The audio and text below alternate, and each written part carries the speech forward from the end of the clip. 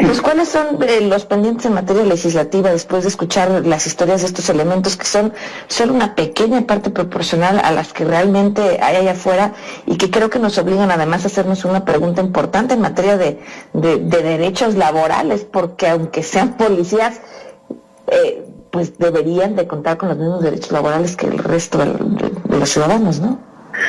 Sí, definitivo. Lo que ocurre es que la reforma que se hizo al 123, en su apartado de la fracción 13ª, hará poco más de 8 años, pues fue una reforma que les quitó literalmente los derechos laborales y los dejó, vamos a decirlo así, en un limbo jurídico a los policías, ministerios públicos y peritos, porque dice que tiene una relación administrativa, pero también eso pues tiene muchas lagunas, porque evidentemente la relación que tienen ellos, pues no dice que sea tampoco laboral, pero además todas sus prestaciones pues también quedan en esa ambigüedad jurídica y lo que es más, esa reforma donde les quita la estabilidad, pues es una reforma que se plantea en el 123 constitucional, pero que contraviene otros principios constitucionales como es el respeto irrestricto a los derechos humanos en el primero constitucional. En el 14 y el 16 pues también violenta lo que es la presunción de inocencia y hasta la audiencia y defensa. Porque, por ejemplo, de entrada, como lo escuchamos en estos testimonios, en ocasiones el poligrafista asevera algo que tendría que irse a un juicio para poder demostrar que esa persona tiene vínculos con la delincuencia organizada o que realmente es adicto a alguna sustancia, alguna droga. Y en ocasiones dice en el 123 que aunque sean separados de cualquier forma, o sea, pueden ser que ni siquiera les den el derecho de audiencia y defensa, y les notifican con cualquier oficio que ni siquiera fundado ni motivado también que son los principios constitucionales, y ellos cuando vayan al juicio y aún con todo lo, vamos a decir, irregular y antijurídico que puede hacer la separación, pues nada más tiene derecho a la indemnización. Entonces, realmente es una aberración jurídica lo que se puso ahí en el 123 constitucional, que además se hizo con el argumento de limpiar las corporaciones y ha sido un rotundo fracaso, Pamela. Justamente ese es uno de los puntos que le quería preguntar, ¿qué explicaba o qué justificaba en ese momento decir vamos a limpiarlas, pero además no les vamos a dar derecho a reincorporarse en caso de que nosotros nos equivoquemos? Fue un absurdo completamente de esas reformas que se hacen en ocasiones populistas, sin fondo, sin revisar otros derecho comparado, porque lo que vemos en otros países es que la estabilidad en el empleo es una máxima que tienen todos estos integrantes de las fuerzas policiales y ministeriales. Al contrario, incluso las carreras policiales y ministeriales que se tienen en otros países son sólidas.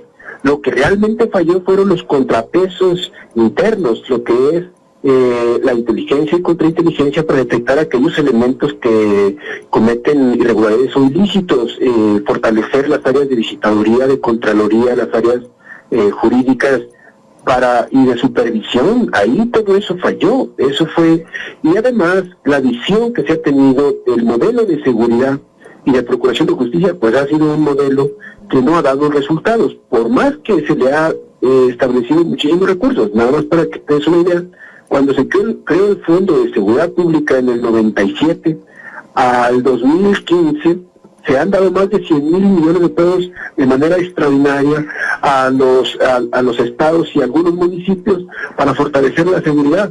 Y sin embargo las cosas no han cambiado. Y no han cambiado, al contrario, se han agravado. De esas fechas para acá se ha duplicado lo que son los homicidios intencionales, los secuestros y otros delitos de alto impacto. Y la violencia ha crecido. Lo que se dejó de lado con él es algo que es muy importante, es poner al centro de las políticas públicas de seguridad y de procuración de justicia al elemento, al ser humano, a la persona.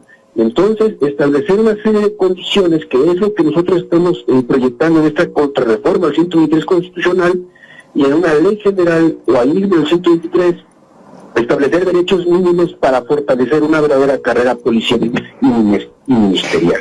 ¿Quiénes están apoyando esta contrarreforma, diputado? Bueno, de entrada, hay algunas voces todavía que no se han traducido en iniciativas, pero ya de varios partidos políticos. Incluso nos llamaba la atención que en diciembre el mismo comisionado nacional de seguridad pública ha declarado que ellos van a presentar también una iniciativa para volver a dar estabilidad en el empleo y también para revisar y en su caso modificar lo que son los exámenes de confianza.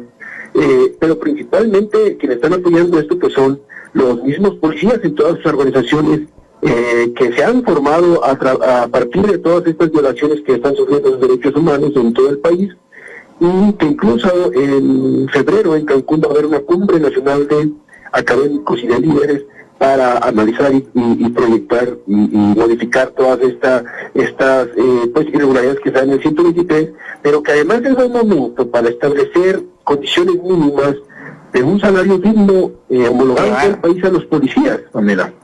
Básico, ¿cuánto tendría que ser este salario? ¿Cómo tendría que estar definido? Bueno, tendría que revisarse, pero, por ejemplo, está comprobado que del 40 al 60% de los policías municipales ganan menos de 5,000 pesos, y ese es un estudio que se hizo hace tiempo, pero que sigue siendo una realidad todavía a la fecha. Entonces, con ese salario, pues es evidente que no se les va a poder dar una carrera ni una dignidad a los policías ni a sus familias. Pero además, súmale que muchísimos policías, la mayoría también, no tienen lo que es condiciones mínimas de seguridad social, no tienen seguridad social. Obviamente las jornadas que deben ser jornadas especiales, pues también son inauditas y extraordinarias.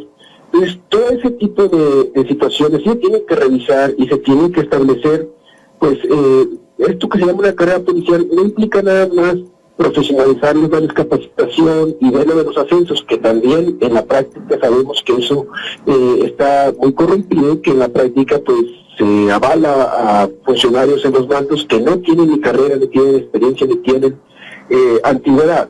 Entonces se tiene que establecer realmente una carrera digna en donde hay un salario y otras prestaciones.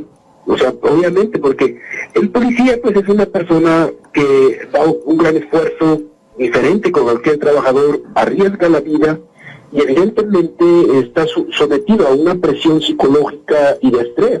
Entonces, el Estado y el gobierno y la sociedad tenemos que crear condiciones para corresponder a ese esfuerzo que están haciendo los policías. Es la única forma de cambiar el modelo de seguridad y de procuración de justicia y que haya cambios y resultados. De otra manera, vamos a seguir viendo un desastre los resultados de la seguridad y la procuración de justicia, Pamela. Pues, diputado, estaremos dándole lata constantemente con este tema. Creo que es un punto importante y es básico que no quitemos el dedo del renglón.